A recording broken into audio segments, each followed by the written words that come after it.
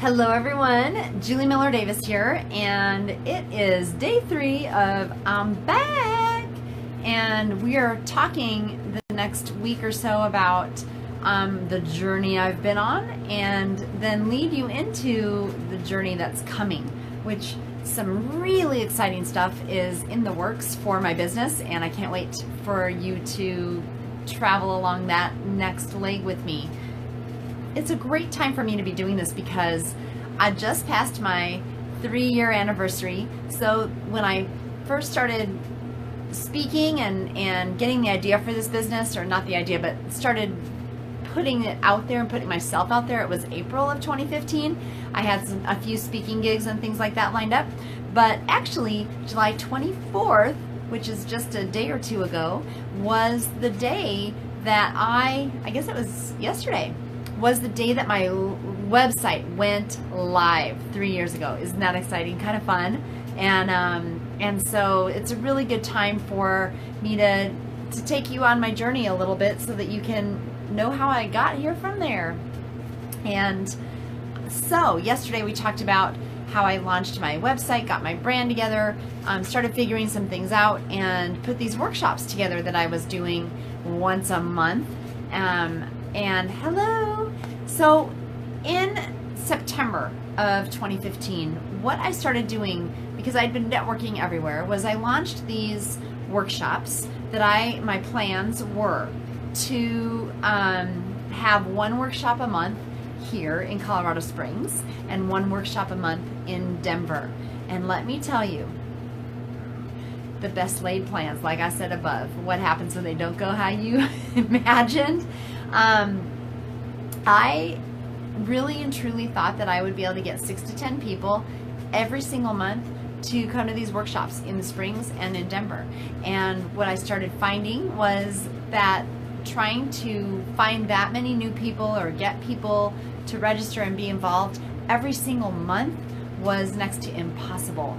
So there was so much scrambling, there was so much networking. I was totally exhausted and running myself ragged, which part of that was necessary because I was establishing myself as an expert, establishing myself as Julie Miller Davis, as a brand, all of those things, and people starting to understand what it was that I was going to offer and what I was doing.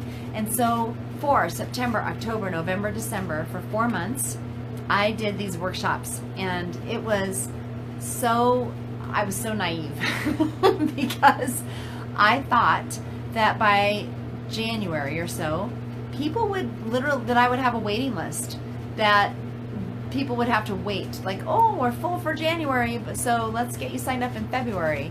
Ha ha, joke's on me. So what I found was that I needed to adjust. And one of the principles that I teach to every single one of my clients is, if something isn't working and isn't moving you forward and you're not where you want to go, you need to back up and adjust. Make shift happen. Make a shift. And the way you do that is those 3 questions, and many of you have heard me say them a million times. What's going on? Why am I frustrated?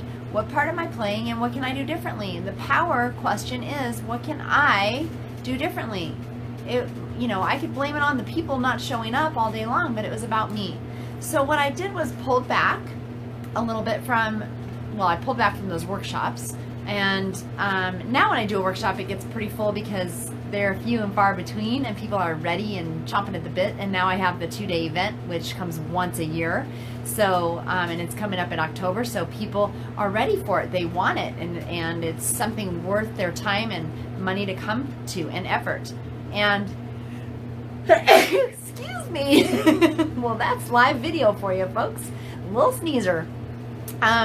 So what I did was I pulled back, and I had a few people that had signed up to go forward with me, which was the intent of those workshops, was that they would sign up for a program with me. So I had a few people that were signed up for that program, and so I kept them going. Hello. And then what I did is sort of pulled back, and I hired a strategist to help me launch what was next and figure out what was next. So we did a lot of investigating and thinking about, what did I need to put in some videos, how did I need to start showing up and create some interest, and how did my programming need to change. And so what it ended up happening was I launched a 6-month mastermind And with that, I only needed 6 people. And now that's turned into my mastermind, which is 8 months long, and I only take 4 people a year in that mastermind for 8 months, and we dig in and we make changes. And so I'll talk about that a little bit tomorrow. So for about 6 months, really, I was working on continuing to build my following, but also building out this mastermind that would last for 6 months, and marketing to the people that I thought should be in there, and talking to them and sending them messages and working really a CRM about it, and creating that know, like, and trust.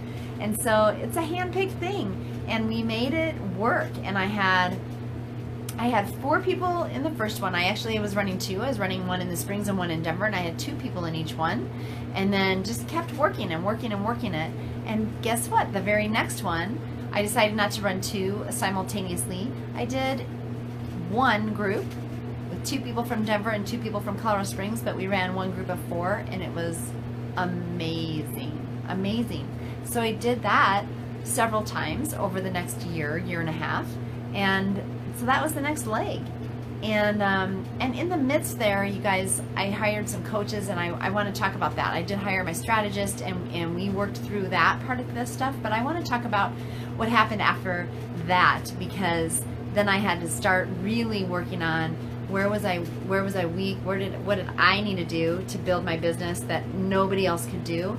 And that's what I want to talk about mañana with you. So I hope this is just a little bit of insight into what happened along the way, and it hasn't been pretty or perfect, but it's my journey, and along the stumbles I've sure learned a whole lot and had some wonderful people around me.